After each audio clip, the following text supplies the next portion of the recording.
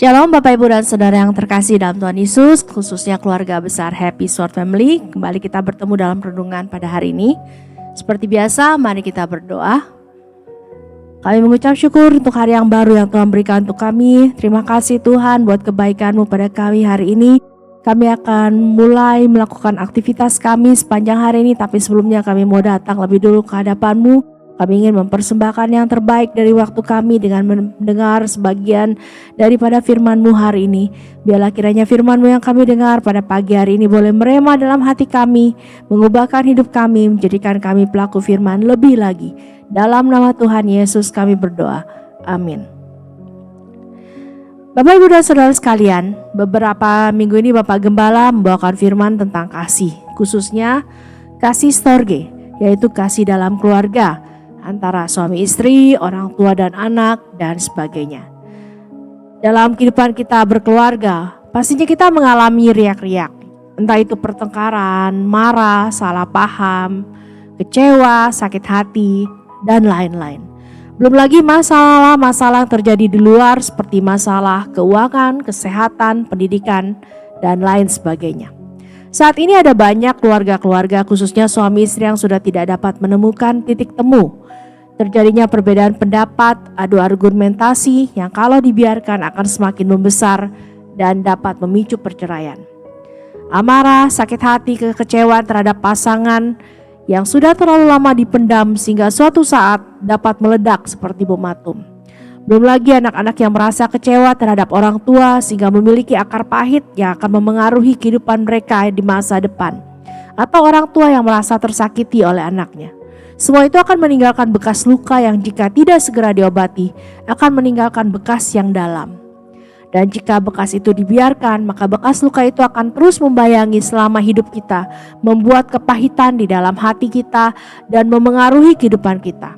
Secara personal akan memengaruhi sifat dan karakter, sedangkan secara interpersonal akan memengaruhi dalam kehidupan sosial sehari-hari, baik dalam pekerjaan atau usaha, ibadah, dan pelayanan.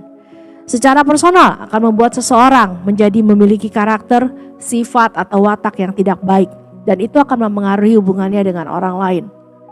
Dalam beribadah, orang tersebut hanya akan membuang-buang waktu saja. Mengapa? Karena kedatangan orang itu akan sia-sia selama ia membawa kebencian atau kepahitan di dalam hatinya karena pasangan hidupnya atau karena anggota keluarga yang lain. Bukankah saat kita beribadah itu berarti kita membakar korban persembahan di hadapan Tuhan? Lalu apa yang dikatakan Tuhan Yesus dalam Markus 11 ayat 25? Dan jika kamu berdiri untuk berdoa, ampunilah dahulu sekiranya ada barang sesuatu dalam hatimu terhadap seseorang, supaya jika Bapamu yang di sorga mengampuni kesalahan-kesalahanmu. Itu artinya sebelum kita beribadah, kita harus memeriksa hati kita lebih dahulu. Sebelum kita berdoa atau menaikkan pujian, selidiki hati kita dulu. Apakah ada hal atau sesuatu yang membuat kita menjadi tidak layak? Sudahkah kita mengampuni pasangan kita atau anak kita atau siapapun yang mungkin saja pagi-pagi sebelum kita berangkat untuk beribadah membuat kita kesal? Mengampuni bukan hanya sekedar mengampuni. Saat Petrus bertanya, Tuhan, berapa kali kita harus mengampuni? Maka Tuhan Yesus menjawab, 70 kali 7 kali. Apakah itu berarti kita harus menghitung sampai berapa kali kita mengampuni seseorang? Baru kemudian setelah 70 kali 7 kali sudah tidak perlu mengampuni lagi karena stok pengampunannya sudah habis? Bukan. Maksudnya adalah kita terus mengampuni dengan pengampunan yang tulus.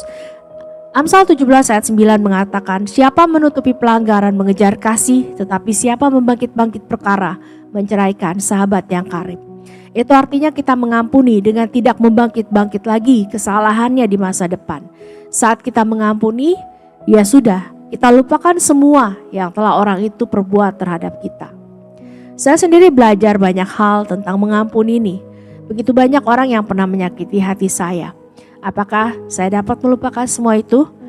Tentu tidak, karena apa yang telah terjadi pasti akan berbekas dalam ingatan kita. Kita tidak akan mungkin lupa akan kejadian yang menyakitkan yang pernah kita alami. Tapi apa yang kita rasakan saat kejadian yang menyakitkan itu teringat kembali, itulah yang penting. Apakah kita masih merasa sakit hati saat teringat apabila membicarakan kejadian yang menyakitkan tersebut? Jika iya, berarti kita belum mengampuni atau sama sekali belum melepaskan pengampunan yang sempurna. Seperti judul renungan saya pada pagi hari ini, yaitu melepaskan pengampunan yang sempurna. Karena kalau kita sungguh-sungguh telah melepaskan pengampunan yang sempurna, maka di dalam hati kita tidak ada lagi rasa sakit. Kita bahkan bisa membicarakan hal tersebut sambil menertawakannya mungkin. Jika saudara dan saya dapat membicarakan masa yang menyakitkan itu dengan santai, tanpa rasa sakit lagi di hati, itu berarti kita sudah melepaskan pengampunan yang sempurna. Saatnya untuk kita move on dari masa lalu yang menyakitkan. Saatnya untuk kita tidak menyimpan kesalahan orang lain terhadap kita. Apalagi orang tersebut adalah suami atau istri kita, pasangan hidup kita, orang tua, anak, atau siapapun di dalam keluarga kita. Ingatlah, terlebih pada saat kita sudah memilih orang tersebut sebagai pasangan hidup kita sudah mengucapkan janji nikah di hadapan Tuhan dan di hadapan jemaatnya. Jangan pernah kita membiarkan atau memberikan kesempatan kepada iblis sedikit pun untuk menghancurkan keluarga kita melalui kekecewaan yang sedikit demi sedikit ditanam dalam hati kita. Ingatlah bahwa Tuhan sudah lebih dulu mengampuni segala dosa dan kesalahan kita dan tidak membangkit-bangkitkannya lagi. Mazmur 138-14 mengatakan bahwa Tuhan adalah penyayang dan pengasih, panjang sabar dan berlimpah kasih setia. Tidak selalu ia menuntut dan tidak untuk selama-lamanya ia mendendam. Tidak dilakukannya kepada kita setimpal dengan dosa kita dan tidak dibalasnya kepada kita setimpal dengan kesalahan kita. Tetapi setinggi langit di atas bumi, demikian besarnya kasih setianya atas orang-orang yang takut akan Dia. Sejauh timur dari barat, demikian dijauhkannya daripada kita pelanggaran kita. Seperti Bapa sayang kepada anak-anaknya, demikian Tuhan sayang kepada orang-orang yang takut akan Dia. Sebab Dia sendiri tahu apa kita. Dia ingat bahwa kita itu debu. Kalau Tuhan yang begitu luar biasa sudah tidak memperhitungkan dosa-dosa dan kesalahan-kesalahan kita yang seharusnya membuat kita mati karena dosa-dosa kita. Lalu siapakah kita ini sehingga kita berani menyimpan kesalahan orang lain di dalam hati kita, seolah-olah kita merasa lebih benar, lebih tersakiti. Kapan kita akan berhenti bertindak seolah-olah kita ini korban karena perbuatan orang lain dan membutuhkan belas kasihan? Kapan kita akan terus bersikap pura-pura dan mengasihani diri sendiri? Ayo, saatnya untuk bangkit saudara. Jika ingin hatimu diubahkan, jika ingin hidupmu dipulihkan, jika tujuan akhir hidup saudara dan saya adalah kekekalan, sekaranglah saatnya. Lepaskanlah pengampunan yang sempurna kepada orang-orang yang pernah menyakiti hati kita, terutama orang-orang terdekat kita, suami, istri, orang tua, mertua, menantu, kakak, adik, anak, siapapun juga. Jika masih ada kerinduan untuk diubahkan, mari kita melangkah lebih dulu, minta maaf lebih dulu. Walaupun mungkin posisi Anda sebagai suami harus minta maaf terhadap istri atau orang tua yang harus minta maaf kepada anak, mengapa tidak? Karena minta maaf itu tidak ada hubungannya dengan gengsi atau status sosial.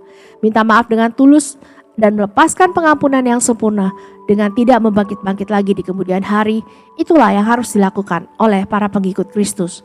Karena Tuhan Yesus sudah lebih dulu melakukannya untuk kita saat Ia tergantung di kayu salib 2000 tahun yang lalu.